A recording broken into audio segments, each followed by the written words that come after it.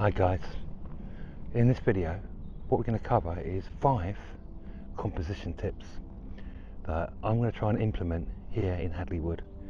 And it's probably not the ideal place because it's a wood, but I want to just go through the 5 common compositions that we probably use every day, but I just want to point them out so we can learn from them and incorporate them. Yeah, so I've just got to get my gear out and I'll be with you in a sec. If there's one thing that I've learned going out to places like this, is to get the camera out before you start your walk, before you set off. It just encourages me to get ready for shooting. It gets me in photography mode, and having the camera out sort of in your head, or in my head, gets me ready for that. I always have a cloth ready. So should we set off? Let's get going.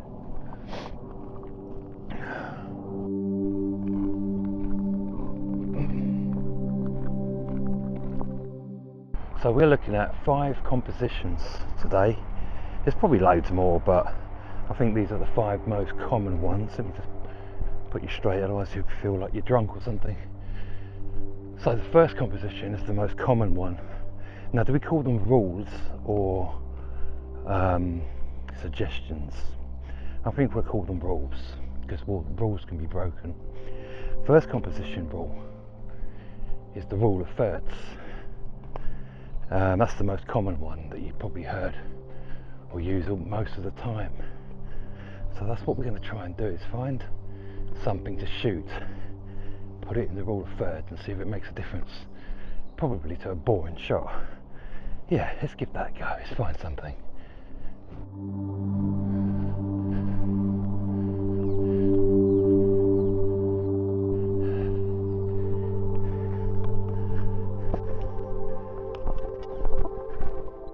Okay, so we're looking at the rule of thirds. Now, I've been walking around with the camera, like I said in one of my previous videos, just walk around to see what shots you can get. I was going to target that bench on the rule of thirds, but the composition just doesn't suit it. That looks for another composition that we're going to talk about later. So I thought we'd look at this log and use that as a point of interest for the rule of thirds. So I'm going to sort of set up a shot and then you can tell me what you think. Okay guys, so I suppose I should explain what the rule of thirds is for those of us that don't know what it is. If you're looking at this screen here, and we can divide it up into thirds. So we've got a third point about here, I'm looking on the screen, and you've got a third point about here, and down here, and down here. Those are the intersections of the rule of thirds. So what you do is you position your subject in one of these thirds. So even that this line here could be classed as a third. You don't have to specifically go for the interchange points, you know, where it crosses, to say that's the rule of thirds. You could just put it in that third of the picture, or that third, and so on. So if I stood about here, I'm in the actual third portion of the shot. My whole body's going up the line, so I'm actually positioned in the rule of thirds. And this is good for, like, if you want to put text here on your videos, so that's pretty good as well. So you're basically positioning your subject in one of these points around the screen. So like I said, it doesn't have to be in the intersection of the grid. It can be just down that line in the rule of thirds, but most people do try and get it around that area of the grid, because it just seems to look more pleasing to have it in that area of the grid, you know, wherever.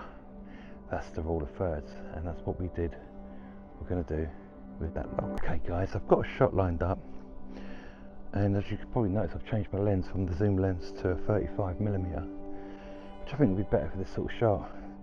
So I've got it in the lower third, and I'm going to take a picture so we can see what it looks like. I've got a low aperture, or high aperture, however you want to say it, 1.8, because that lens can go down to that. It's a fixed lens. So yeah, so what I want to do is just see how that comes out, how it makes the picture look, having it in the third. So that was the first tip, the rule of thirds. And we could do one of the tips on what we like. I'll cover that in a sec. So that's the rule of thirds. Let's move on to the next one.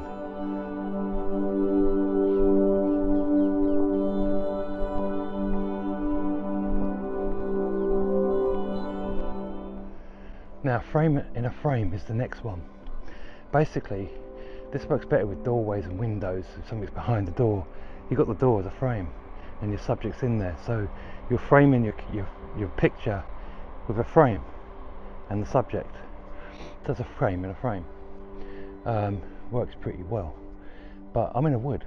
I haven't got doors. So I'm using this tree. I don't know if you can see the overhang. So this is like my frame in a frame, and the subject is that bench, although it's quite small in the shot, so it's not the perfect shot, but it's good for this example. So I'm going to have a little move around with the camera to find a good position. There are other techniques you can use for a frame in a frame. I could put the camera behind a bush and make this become maybe a bokeh frame, so it's still framing. Nice soft frame there to a subject. There's a number of ways you can use this technique, but we're going to try and use that for our frame. Might change, it depends. Like I said, it's not the perfect shot, but we'll give it a go. So frame in a frame. I don't know if we're going to use the rule of thirds on it, but the main objective is the frame in a frame.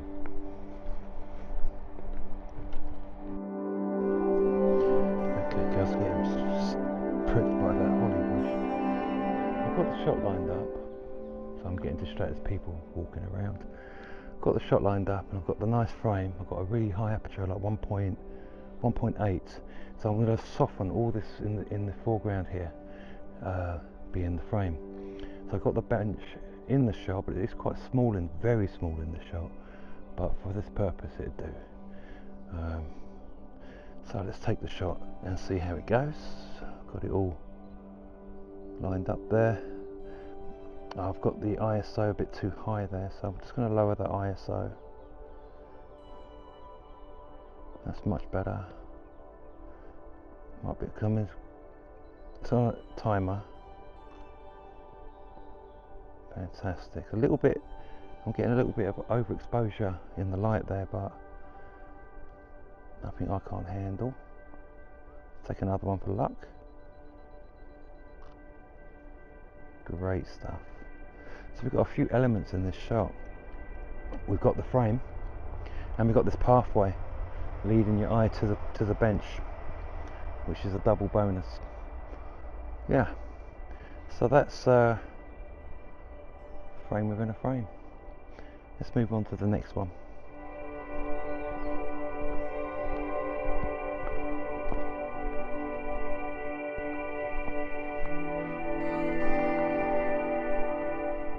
What we're looking for in this next one is strong shapes, circles, squares, shapes that people can relate to, because our brains like shapes, and if you can find something in your shot like that, it can make it look really good and interesting. So I'm in a wood, so I think the main shape I'm going to be finding is circles. I think you get what I'm saying. So I need to have a wander around, see what I can find. I know I had that log back there, but I'd already shot that, so let's find something else. Yeah, we'll give that a go. When I'm in the wood looking for shapes like this, the key, I suppose, is to look for light. So you think, oh, the light looks good there, then you can start looking around for the shapes, the rule of thirds, frame in a frame. But light is so important, so that's what I tend to do. See that sun beaming through there, it's making a really nice backlight. I can't resist it. I'm out here looking for shapes, but it is, you can sort of see the shape. It looks like a lung, the shape of a lung, so that's my justification. Originally I was looking for circles and common shapes, but I think we could class this as a shape, and there is a circle there on the tree. So maybe I can make that the main focus, but this backline is just irresistible. So that's what I'm gonna have a little scout here to find a good angle on that. I might have to change the lens to my zoom, but we'll see what happens.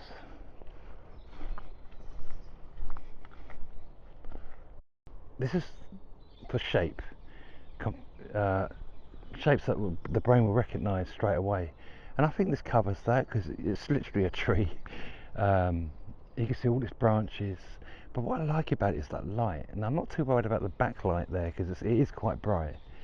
But even if this was silhouetted with that backlight, I think that would be great. What is that?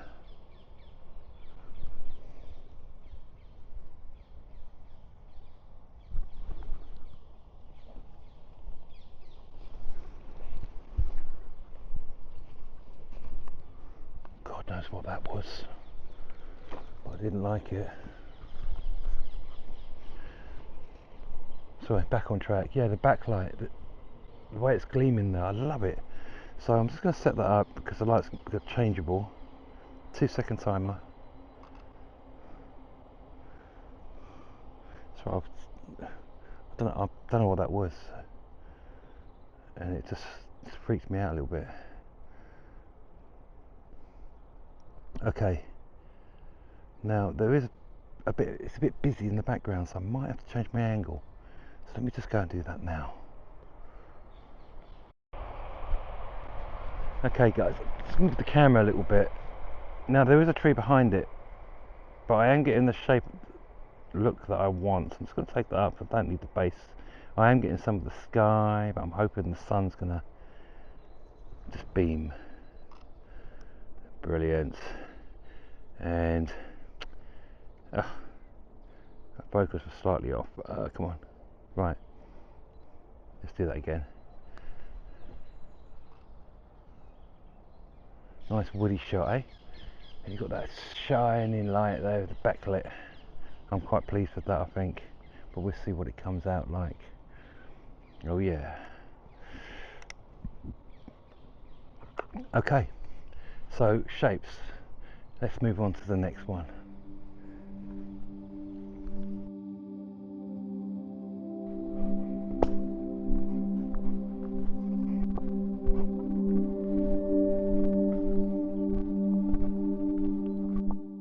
Next one is one that goes against the grain a little bit. It's center focus. The object of our picture in the center of the frame, like I am here. But we can make it work. I'm back out here to where that bench was because I thought it'd make a good example. Center framing. Sounds counterintuitive, doesn't it? But I'll talk you through it. Oh, I'm out of breath, sorry. And see how we can make it work. Center framing, eh?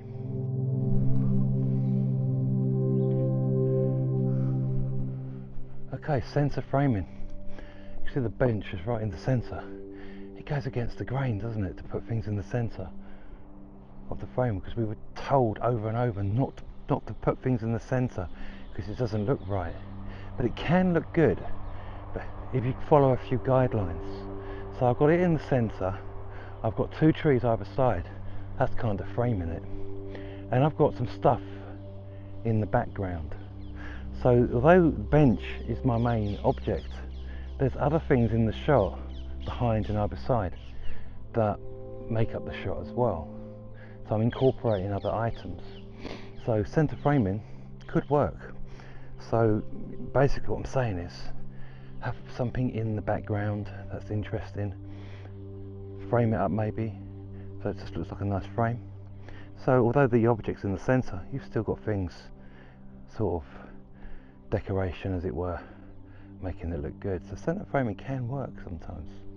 Let's give that a go. I'm going to take some pictures.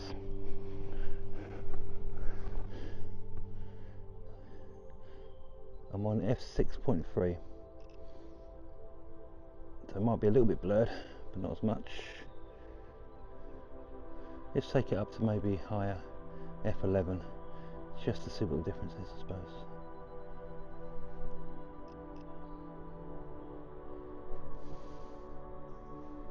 one for luck.